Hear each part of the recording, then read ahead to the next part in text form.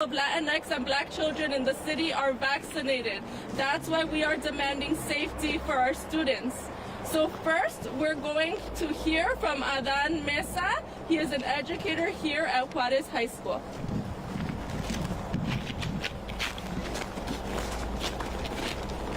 Thank you very much, Linda. So my name is Adan Mesa. That's A-D-A-N, Meza, M-E-Z-A. I am an educator at Benito Juarez. I'm here to tell you about what's been going on. So, first off, we are here demanding that we work in a safe place, and to give us a good story about that, I will tell the story of one of my local colleagues who, after testing positive on Monday for coronavirus, talked to a contact tracer and said that Benito Juarez is one of the largest clusters in the city of Chicago, both community spread and one of the largest cases, and that's not being addressed whatsoever. We demand that students have masks, KN95, at least, to be in these schools. We also demand that we work in a safe environment. This is not a strike. We are on a remote action because we believe that we should be able to educate our students in a safe environment, not sacrifice that safety. Mi nombre es Adan Mesa. Aquí estamos hoy para apoyar los profesores y los padres y los estudiantes para un área con seguridad. Al momento, Benito Juárez tiene uno de los casos más altos en la ciudad de Chicago y transmisión que está provocando muchísimo. Al momento, vamos a ordenar a la ciudad que da máscaras de KN95 y también asegurar un espacio seguro para nuestros estudiantes, nuestros profesores y nuestros padres. Podemos enseñar a los estudiantes un lugar donde todos podemos aprender y estar seguro. I'm asking you now to please support us in that movement, and thank you very much with that as well. And I personally do think, as a young Latinx educator who grew up on the southwest side of Chicago, that I want to see the people in my family stay alive. Yo como una persona que es profesor de la sur de Chicago, quiero apoyar que toda mi familia, todas las personas que significa está con nosotros y seguro. Gracias. So I will now pass it on to our next. My name is Adan Mesa, so it's A-D-A-N M-E-Z-A. So, thank you very much.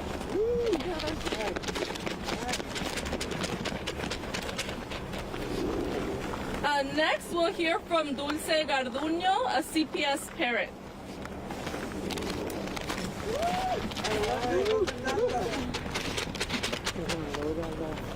Yeah, can you? Hold on, what's that? Victoria? Yeah. Thank you.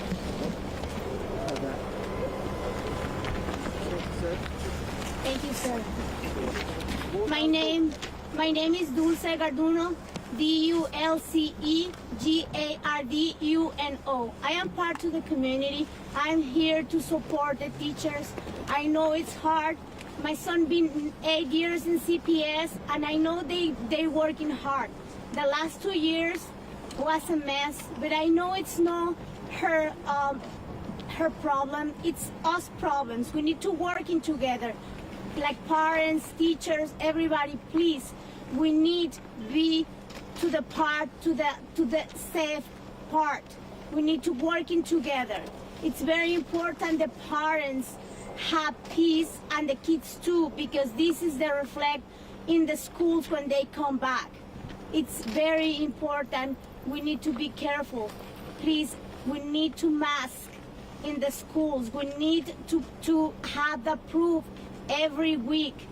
Please, the people, it's isolate, and we've been long months, and it was too hard for everybody.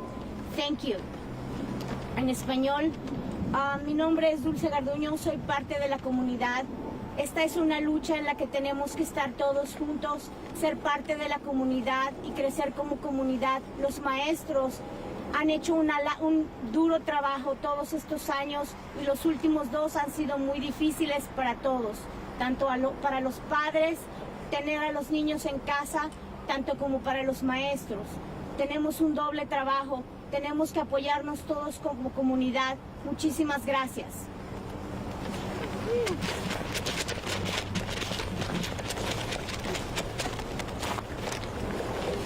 Thank you, Dulce. now we will hear from Byron Sigcho Lopez, Alderman here in this ward.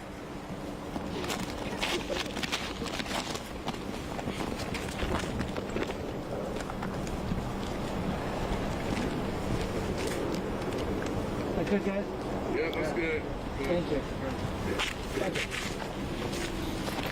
Well, good afternoon, and let me first thank the teachers, or local teachers, parents, and community leaders who have come together to demand of CPS, Mayor Lightfoot, the new CEO, Pedro Martinez, to work on a plan to make sure that we have safe classrooms across the city. We have seen the devastation of this pandemic in our most vulnerable communities. Over 6,300 people have died in this pandemic, mainly in our Black and brown communities.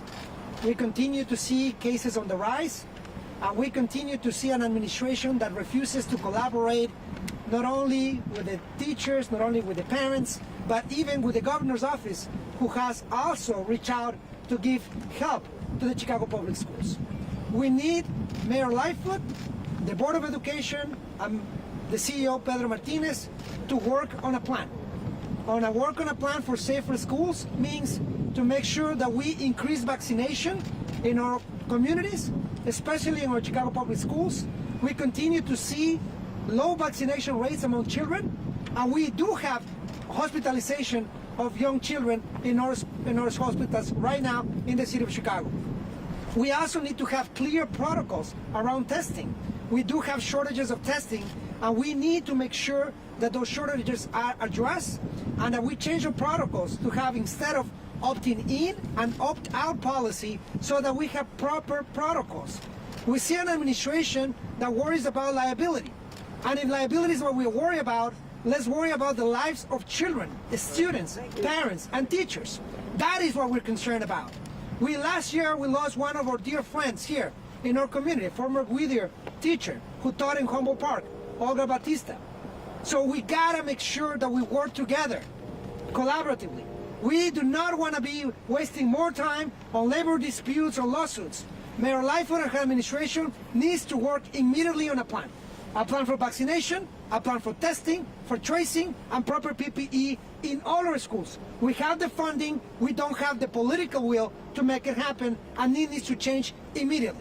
We are here as a community, as you can see, in a united front, asking Mayor Lightfoot to come once and for all to the table.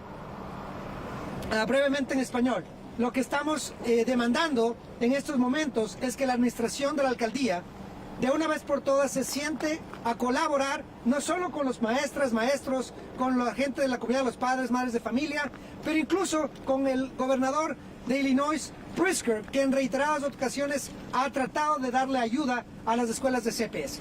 Es importantísimo en estos momentos que trabajemos en un plan de vacunación, un plan que tenga vacunación en nuestras escuelas para hacer lo que otros distritos han hecho, tener seguros, clases seguras, salones de clases seguras para todos los estudiantes. Hemos visto la devastación de esta pandemia en nuestras comunidades, más de 6,300 muertes, y lo que vemos son más casos, más niños incluso que están yendo al hospital. Necesitamos que la alcaldía, de una vez por todas, se siente a colaborar. No queremos más demandas, no queremos más disputas, queremos un plan de vacunación, un plan también que tenga protocolos claros del testing, para tener, en vez de pólizas que excluyen a más padres, que los incluyan para hacer testing, vacunación, equipo para protección como mascarillas N95, y también los programas de monitoreo para asegurarnos de que tenemos clases seguras. Eso es lo que han hecho otros distritos, como en el distrito de Washington, D.C. y en Los Ángeles. Eso es lo que necesitamos urgentemente y demandamos de la ciudad. Muchísimas gracias. All right. We have time for a couple questions. Yeah, can somebody just address the issue of what the mayor was saying today, that she's hopeful that the deal can be worked out in the next couple of days? From CPS's standpoint, I mean, where do things stand? Does it look hopeful? Because parents and students obviously want to know, are we going to go into this next week? I mean, the mayor is hopeful for a resolution. We are as well. We've been at the bargaining table for the past 6 months with the same demands. Our demands haven't changed, and that continues to be. Our teachers, our parents, our students, we all want things We want to be in school. The mayor can make that happen by stepping up, meeting our demands, and ensuring safety. With the understanding that you're saying you're being locked out, not striking today, the Liberty Justice Center, on behalf of 7 CPS parents, filed a lawsuit calling this an illegal work stoppage. Can you respond to that allegation? No one has stopped working. Our teachers are at home, ready and willing to log on to their Google Classrooms because the mayor took the opportunity to, at midnight when this was decided, to lock everyone out. The teachers have not been able to be into the buildings, but they are at home. They are lesson planning, they are grading, they are making unit plans, collaborating with their coworkers. So working has not stopped. The working continues. We just can't do it on the Google Classroom because CPS closed the Google accounts. What do you, at this point, what do you see the prospects of returning to school on Monday? I think it's up to the mayor. Again, she needs to step up, meet our demands. We want to be back in the school on Monday. She wants us back in the school on Monday. So meet our demands to make it happen. Have negotiations been going on all day? Update on where things stand, or is meetings taking place right now? Yes, I mean, negotiations have been happening today, yesterday, the day before, for the past 6 months. Negotiations are ongoing. They haven't stopped. You're saying it's in the mayor's hands right now. Have you all compromised on anything that she's been asking for? We continue to demand what we have been demanding, right? Vaccinations, increased testing, masking, the things that we know keep our students and our families safe. So we continue with those demands. All right, thanks everyone. Thank you. Yeah.